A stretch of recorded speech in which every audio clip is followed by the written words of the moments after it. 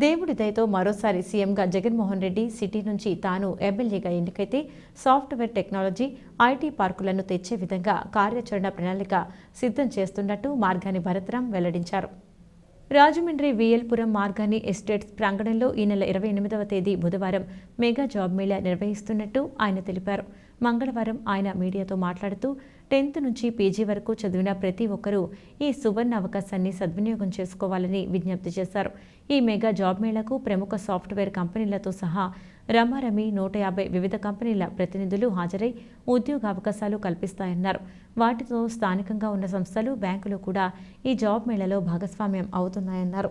5,000 మందికి ఈ జాబ్ మేళా ద్వారా ఉద్యోగాలు వచ్చేలా ఏర్పాట్లు చేశామని, 7-8 మంది రిజిస్ట్రేషన్ చేసుకోవచ్చునని అంచనా వేస్తున్నామని అన్నారు.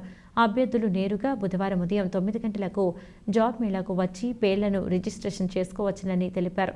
బొమ్మూరు కలెక్టరేట్ సమీపంలో 100 కోట్ల రూపాయలతో ఐటీ పార్కును నిర్మాణం చేయడానికి ఇప్పటికే 2 ఎకరాల స్థలాన్ని కేటాయించామని, కేంద్ర రాష్ట్ర ప్రభుత్వాలకు ప్రతిపాదన పంపినట్టు తెలిపారు. యువతను పారిశ్రామికవేత్తలుగా తయారు చేసేందుకు ఎటువంటి బ్యాంకు గ్యారంటీ లేకుండా రుణాలు పొందే ఏర్పాటు కూడా చేస్తున్నామని వివరించారు. సమావేశంలో వైసీపీ నగర అధ్యక్షుడు అడపా శ్రీహరి తదితరులు పాల్గొన్నారు. యూత్ అందరూ కూడా right from 10th class complete చేసేసిన తర్వాత ఫర్దర్ స్టడీస్ చేయలేని వాళ్ళ దగ్గర నుంచి స్కిల్డ్, అన్స్కిల్డ్, అక్కడి నుంచి పీజీ కోర్సెస్ కంప్లీట్ చేసిన వాళ్ళ దాకా వాళ్ళకున్న డిగ్రీ బట్టి, వాళ్ళకున్న ప్రతిభ బట్టి రేపు ఉదయము మార్గాని ఎస్టేట్స్లో జరగబోతూ ఉంది.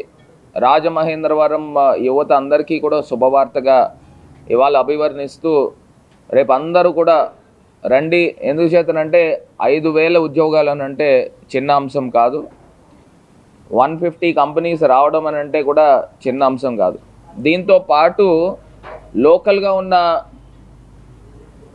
ఎవరైతే స్టోర్స్ కానీ లేకపోతే లోకల్గా ఉన్న ఎవరైనా కానీ వాళ్ళని కూడా ఇన్వైట్ చేస్తూ ఉన్నాం. ఈ మార్గాని ఎస్టేట్స్ ప్రాంగణము సుమారుగా 4 ఎకరాలు కేవలం ఈ జాబ్ మేళాకి ఉపయోగిస్తూ ఉన్నాం.